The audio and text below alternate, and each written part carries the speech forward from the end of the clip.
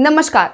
आज महाराष्ट्र की राजनीति से एक ऐसी खबर आई है जिसने सालों पुरानी दूरी, नाराजगी और टूटे रिश्तों को एक बार फिर चर्चा के केंद्र में ला दिया है।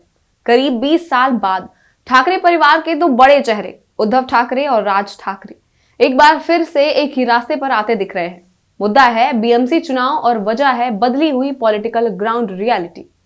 दरअसल महाराष्ट्र के हालिया स्थानीय निकाय चुनावों के नतीजों ने पूरे विपक्ष को झकझोर दिया है। भाजपा, शिंदे गुट की शिवसेना और अजीत पवार की एनसीपी ने अलग अलग लड़ते हुए भी जबरदस्त जीत दर्ज की। वहीं दूसरी तरफ उद्धव ठाकरे की शिवसेना, यूबीटी और राज ठाकरे की मनसे को साफ संदेश मिल गया, अकेले लड़ोगे तो कमजोर पड़ जाओगे। और यहीं से कहानी ने करवट ली। बीएमसी यानी बृहन मुंबई महानगर पालिका, देश की सबसे ताकतवर नगर निगम, जहां कभी शिवसेना का दबदबा हुआ करता था, आज वहां भाजपा पूरी तरह से खड़ी है और यही प्रेशर अब ठाकरे बंधुओं को एक मंच पर ले आया है। संजय राउत का बयान इस पूरे नैरेटिव को साफ करता है। वो कहते हैं कि 20 साल तक उद्धव और राज एक साथ नहीं रहे और महाराष्ट्र ने इसका नुकसान उठाया है। अब वक्त है भाजपा को सबक सिखाने का और मुंबई में चल रही लूट को रोकने का भी।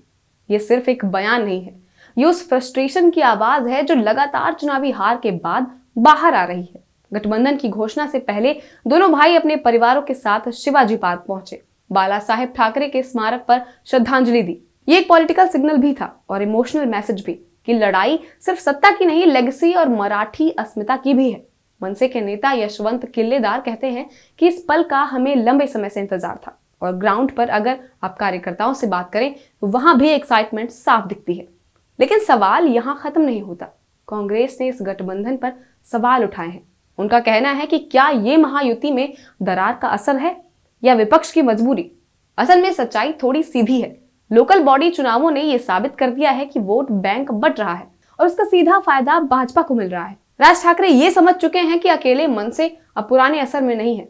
उद्धव ठाकरे भी जानते हैं कि कांग्रेस और एनसीपी के सहारे मुंबई जीतना आसान नहीं, यानी दोनों तरफ कैलकुलेशन है, लेकिन उसके पीछे एक बड़ा डर भी है, इररिलेवेंस का डर। बीएमसी चुनाव 2026 सिर्फ एक नगर निगम का चुनाव नहीं है। ये तय करेगा कि मुंबई की पॉलिटिक्स किस दिशा में जाएगी। ये बताएगा कि मराठी वोट एकजुट होता है या बटा रहता है। और यही वजह है कि उद्धव और राज ठाकरे बीते झगड़े, पुराने ईगो और 20 साल की दूरी को पीछे छोड़ने को तैयार दिख रहे हैं। अब देखना यह होगा कि क्या ये गठबंधन सिर्फ अनाउंसमेंट तक सीमित रहता है या फिर सीट शेयरिंग और स्ट्रेटजी में भी उतनी ही समझदारी दिखाती है। क्योंकि राजनीति में साथ आना आसान होता है, लेकिन साथ चलना वही असली परीक्षा होती है। तो मैं खुशी विदा लेती हूं आपसे और ऐसी ही और खबरों के लिए बने रहिए हमारे साथ।